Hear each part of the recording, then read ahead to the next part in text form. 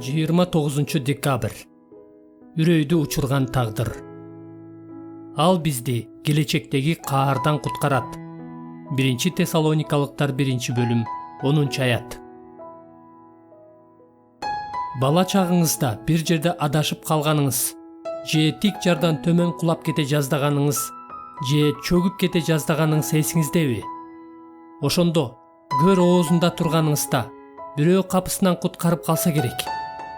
Өмүрүңүздөн айрылып кала жаздаганыңызды ойлогонуңузда дене боюңуз титиреп кеткен болсо керек. Бирок куткарылганыңызга ушунчалык сүйүнүп, ыраазы болуп, кубанычтан калтырап кирген болсоңуз керек. Жылдын аягында Кудайдын каарынан куткарылганымды ойлосом, мен да ушундай сезимдерге ээ болом. Исанын туулган күнүндө очокто от көпкө күйүп турду.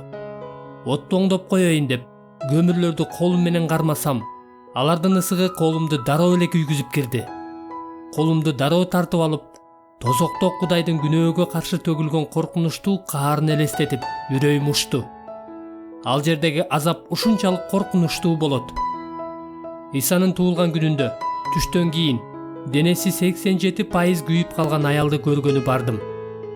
Ал август айынан бери ооруканада жаткан.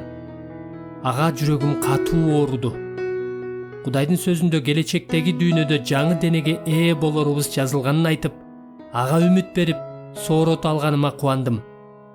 Бирок ооруканадан чыкканымда, ал аялдын бул өмүрдөгү азабы жөнүндө эле эмес, Иса аркылуу мен өзүм түбөлүктүү азаптан куткарылганым жөнүндө да ойлондум. Муну сиз да элестетип көрүңүз. Дене боюбузду титиреткен ушундай кубаныч менен ушул жылды аяктасак болобу? Исанын бизди келечектеги каардан куткарганына Павыл да ыраазы болуп кубанган. 1 Тессалоникалыктар 1-бөлүм 10-аят. Ал эми ишенбегендерге ал мындай эскертүү берген. Кудай өзүнүкүн бербей чындыкка баш ийбей, адилетсиздикке багынгандарга каарын жана ачуусун төгөт. Римдиктер 2-бөлүм 8-аят. Ошондой кылган, ойноштук кылуучу, неке бузуучу, дүнүйөкор, башкача айтканда бутка табынуучу, баш ийбес адамдар Кудайдын каарына калышат. Эфестиктер 5-бөлүм 6-аят. Бул жылдын акыркы күндөрүндө мен ий китептеги сапарымдын соңуна жакындап, акыркы аян китебин окуп жатам. Бул китептин аягында Кудайдын улуу жеңиши жана өмүр суусун бекер алгандардын түбөлүктүү кубанычка бөлөнүшү сүрөттөлөт. Аян 22-бөлүм 17-аят. Андан ары көз жаш деген, азап деген, көңүл чөгүү деген, ый деген, өлүм деген, күнөө деген болбойт. Аян 21-бөлүм 4-аят. Бирок тобо кылбаган жана Исанын күбөлөндүрүүсүн бекем кармабагандардын тагдыры өтө коркунучтуу болот. Жакан Кудайдын сүйүүсү жөнүндө көп айткан элчи болсо да, анын Кудайдын каарынын сүрөттөмөсү үрөйдү учурат. Ким жырткычка жана анын айкелине табынса, анын белгисин чекесине же колуна койдурса, ал Кудайдын каарынын шарабын, анын каары толтурулган чөйчөктөгү таза шарапты ичет. Ал ыйык периштелердин жана коозунун алдында отко жана күкүрткө күйүп кыйналат. Алардын кыйналуусунан чыккан түтүн түбөлүккө көтөрүлүп турат.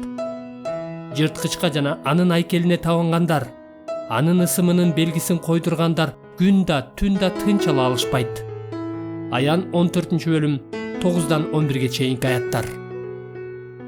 Ал эми ким өмүр китебине жазылбаган болсо, ал күйүп турган көлгө ыргытылды. Аян 20-бөлүм 15-аят.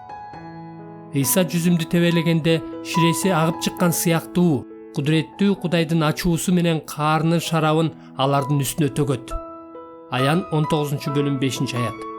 Ошондо жүзүм сыгылуучу жайдан аккан кан аттын жүгөнүнчөлүк бийиктикке чейин көтөрүлүп, 1600 стадий аралыкка чейин жетти.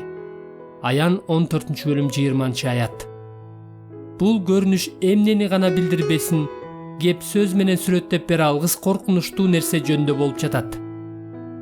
Ушундай тагдырдан куткарылганымды ойлосом, денем титиреп, сүйүнүп кетем. Кудайдын каарына калуу өтө жаман тагдыр.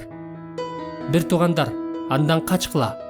Андан аман калуу үчүн болгон күчүңөрдү жумшагыла. башкаларды да аман алып калышыбыз үчүн болушунча аракет кылалы. Ыйык китепте бекеринен 99 адил адамга караганда тобо кылган бир күнөөкөр үчүн асманда чоң кубаныч болору айтылган эмес. Лука 15-бөлүм 7-аят.